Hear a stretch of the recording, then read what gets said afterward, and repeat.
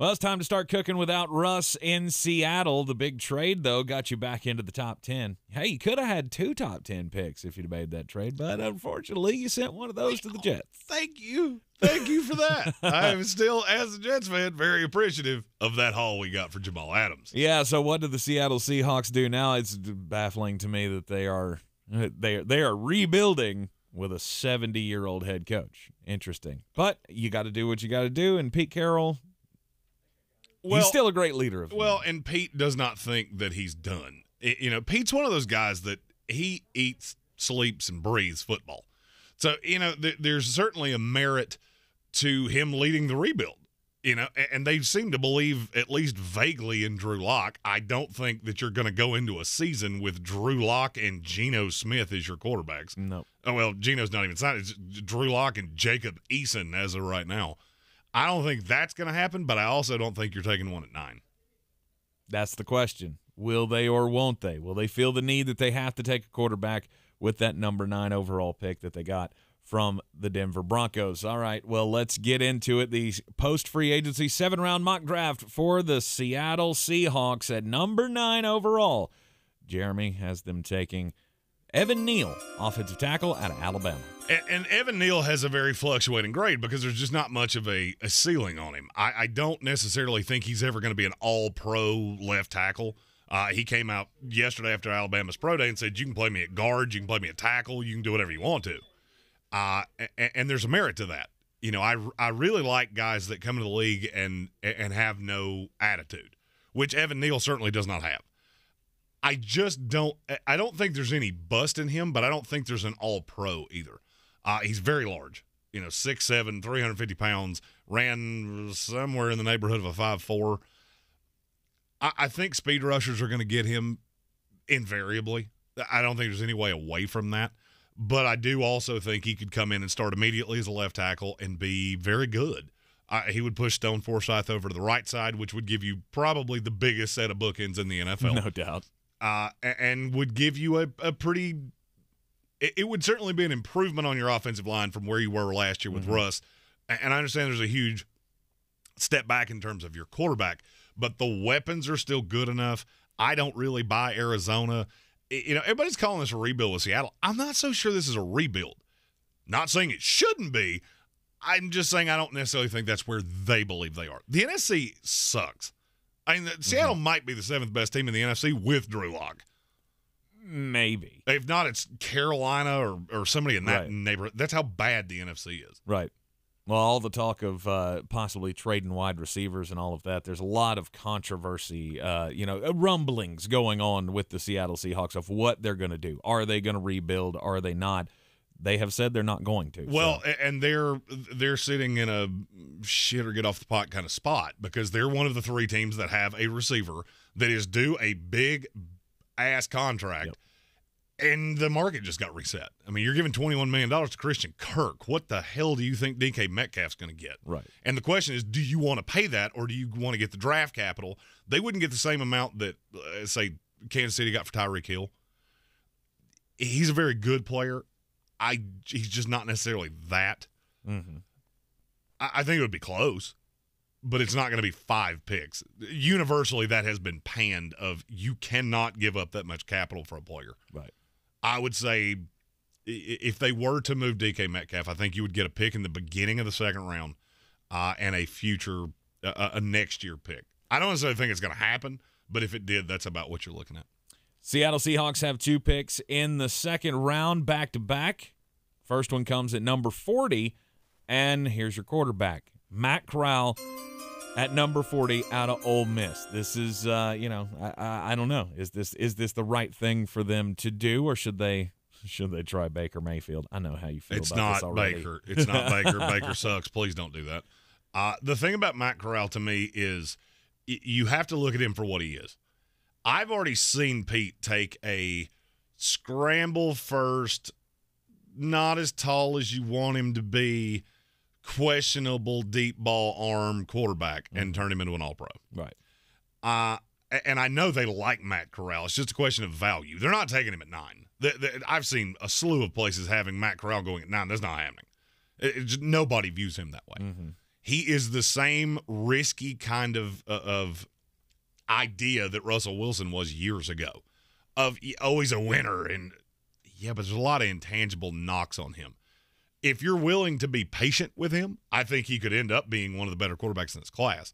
He has a much higher floor than, say, a Malik Willis. I think he has a higher floor than Kenny Pickett. Because Kenny Pickett makes me nervous. Mm-hmm. And it kind of goes into the idea of what they're going to do. He is closer to Russell Wilson than any quarterback in this class. Malik Willis is faster and is a much drastically worse decision maker than Russell Wilson. So there's a bit, even though they play somewhat similarly, there is a huge difference in the way this offense would look. With Matt Corral, it's not that different. You would just have to be patient. Mm-hmm. And I think Drew Lock buys you that. All right, at number 41 overall, Christian Harris, linebacker out of Alabama. You talk about a kid that made himself some cash at the combine.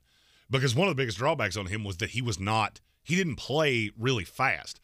Well, now you look at it and go, okay, maybe this was a scheme thing. And there have been more of these in the last few years than I've seen with Alabama over the course of time of me doing this, of that there is raw, it's just not necessarily a scheme fit. Mm-hmm. Christian Harris in coverage would struggle to cover me.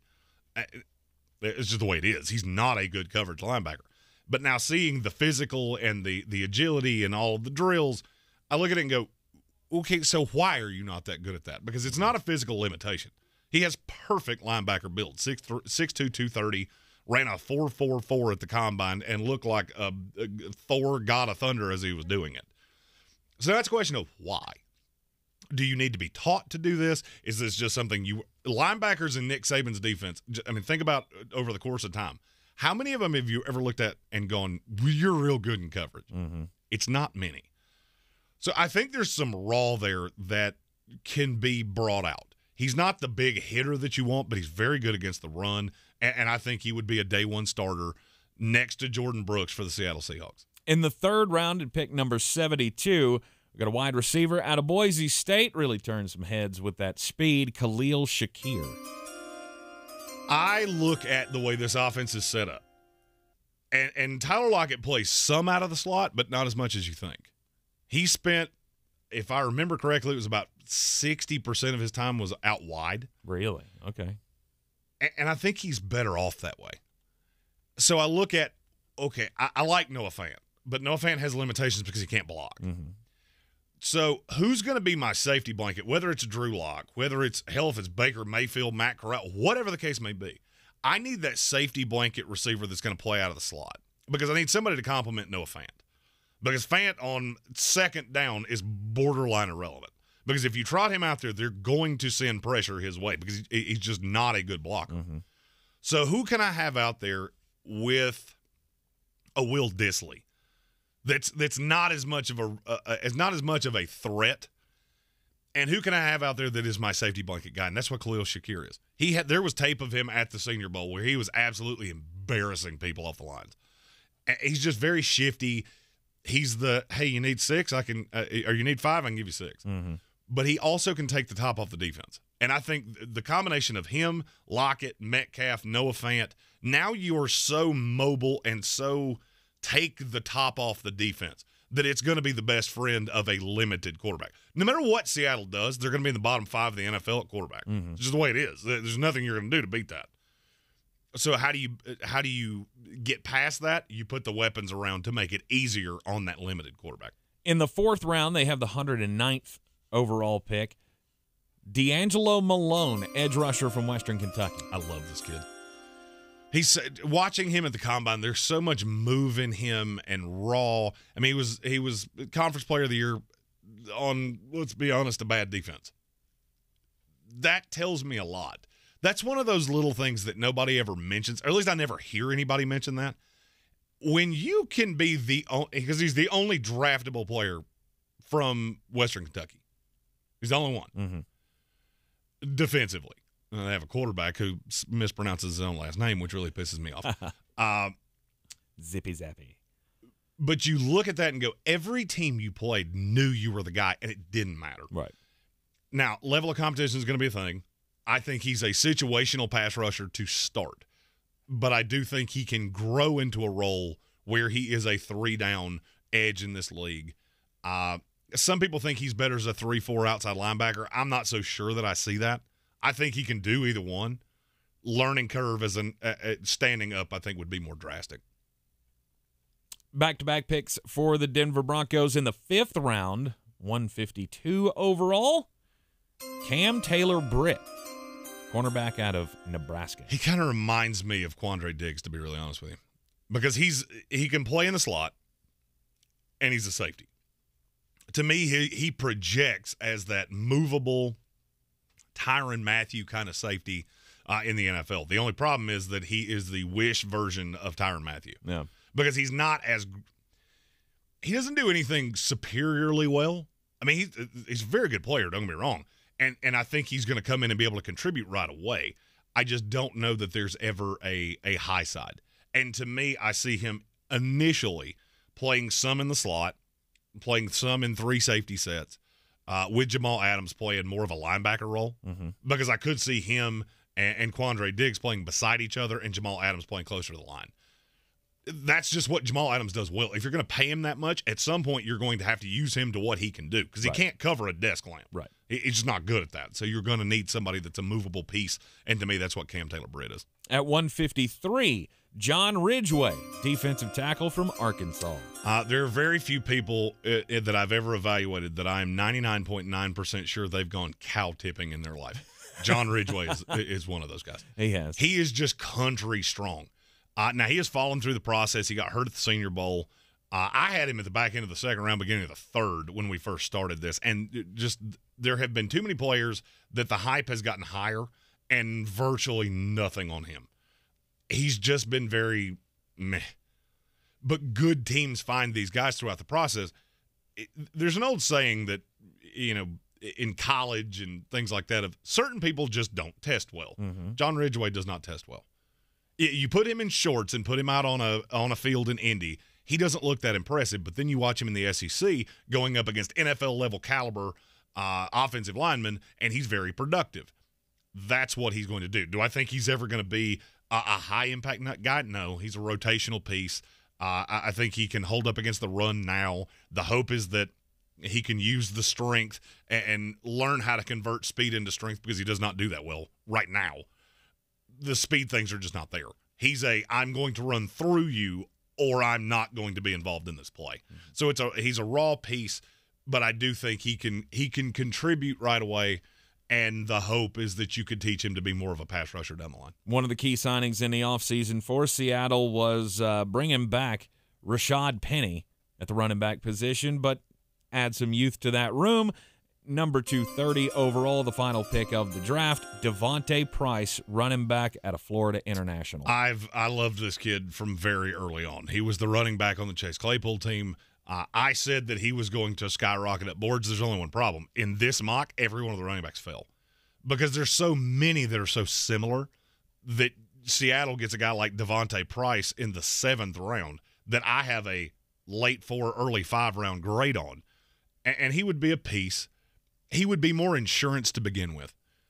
Because right now it appears to me that Seattle is committed to Rashad Penny, at least for a year. Mm-hmm. If you see out of Rashad Penny what it was that you saw in the last 5 games of last year, then he's the running back moving forward. And then Devontae Price would be the Chris Carson. For a year, he comes in, learns the level, tries to bridge the gap of the level of competition, runs as the 3, and then a year from now would probably be either the Chris Carson replacement or the secondary behind Chris Carson if they move on from Rashad Penny. And hopefully to me, he can do either one of those things. And hopefully no more of this Travis Homer, DJ Dallas game that you've been playing for the last few years. The fun musical chairs of what mediocre running back can we trot out here now? Right. The post-free agency 7th-round mock draft for the Seattle Seahawks is thus. And you know what? I think this is a rebuild. I think that's where they have to be right now. Well, it's where they should be, but you have to take your own personal feelings away and look at what is it that the team is telling you. The team is telling you they think they're still competitive.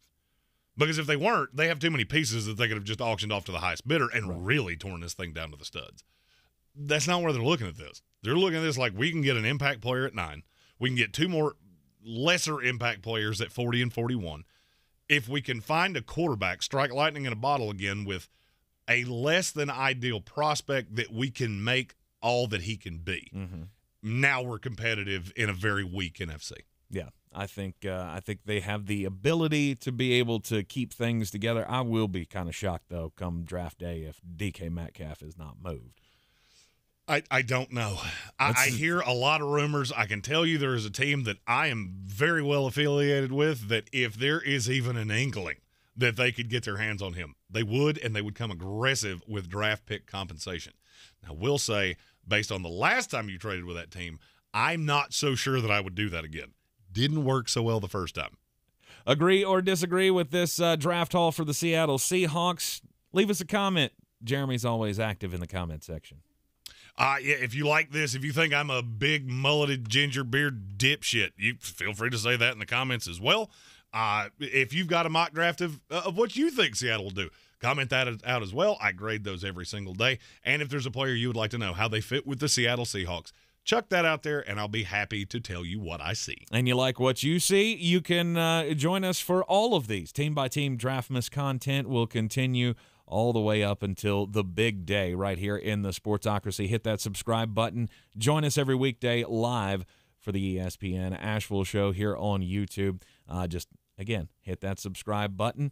I'm Tank Spencer. He's Jeremy Greene. We always come to you from the Ingles studio. Ingles Supermarkets, low prices, love the savings, and we will see you next time.